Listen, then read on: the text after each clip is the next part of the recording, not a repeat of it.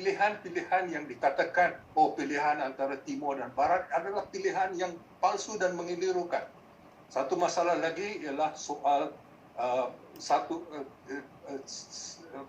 pendekatan pemerintahan. Pemerintahan di Malaysia ini kita dapati bahawa pendekatan yang dipakai ini melibatkan seperti Profesor Lilia sebutkan tadi, seolah-olah soal kesihatan, soal pendidikan dan sebagainya itu adalah soal sampingan. Kita dapati misalnya walaupun PKP pertama dikenakan pada Mac tahun sudah, kita dapati bahawa TV pendidikan di mana Malaysia telah mempunyai lebih kurang 4 dasawasa, 4 dekad menggunakan TV pendidikan, tetapi seolah-olah tidak ada ingatan tentang ada kemudahan TV pendidikan yang jauh lebih menyeluruh.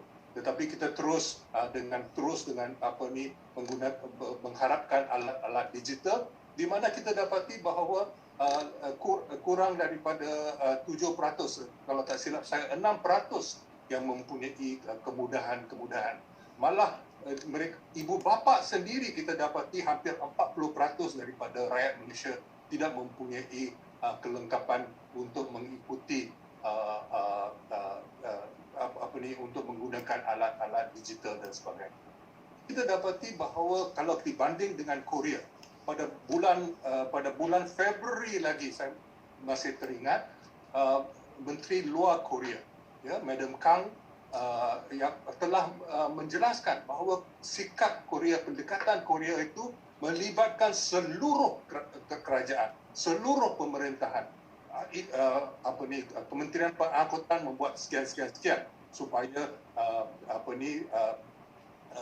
cara kerja dan dalam keadaan kemudahan kepengangkutan itu lebih selamat dan sebagainya.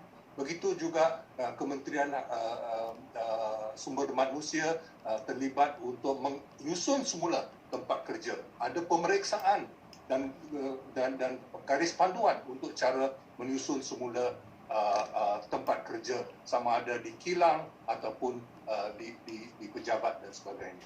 Satu lagi yang kita dapati bahawa tidak ada usaha yang serius untuk melibatkan seluruh rakyat. Apa yang disebutkan tadi ialah soal pendidikan masyarakat itu amat penting. Kalau kita tidak mendidik masyarakat, mereka akan terpengaruh dengan berita palsu dan sebagainya.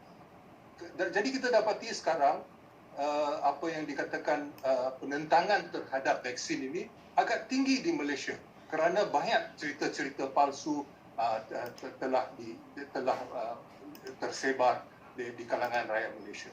Begitu juga kita juga harus ingat bahawa sebenarnya rakyat sendiri sanggup untuk bekerjasama. Kita dapati sukarelawan dalam kerja vaksinasi misalnya, sukarelawan dalam usaha bendera putih dan sebagainya. Jadi bukan kerana rakyat sendiri tidak mahu terlibat, tetapi kerana pemerintahan tidak percaya kepada rakyat dan tidak melibatkan rakyat secara sama rata, tetapi selalu cakap seolah orang rakyat itu mesti ikut dia. Malah di Malaysia sendiri orang keliru apa ertinya SOP. Bukan Standard Operating Procedure, tetapi orang sangka SOP ini peraturan. Jadi kita dapati bahawa rakyat sendiri keliru dan kita dapati ini sudah tentu akan menjejaskan usaha untuk melawan COVID. Satu masalah besar yang pada peringkat dunia ialah soal hak cipta. Kita dapati Malaysia ini mengagungkan hak cipta yang dikendaki oleh Syarikat Gergasi Antarabangsa dan malah baru-baru ini masih ada orang yang tuntut supaya CPTPP cepat dilaksanakan di Malaysia. Sedangkan CPTPP ingin mengenakan hak cipta terhadap misalnya apa yang dikatakan biologics, iaitu bahan yang terdapat dalam alam, itu juga boleh dikenakan hak cipta peribadi. Jadi misalnya insulin yang diperolehi daripada haiwan itu akan dikenakan hak cipta kalau ini diizinkan di Malaysia. Dan akibatnya harga ubat dan sebagainya dinaikkan, dan ini sudah tentu melambatkan usaha-usaha pencegahan. Kita juga harus ingat bahawa sebenarnya soal TRIPS ini, ya, undang-undang antarabangsa ini kurang relevan terhadap soal vaksin, ya, dan tetapi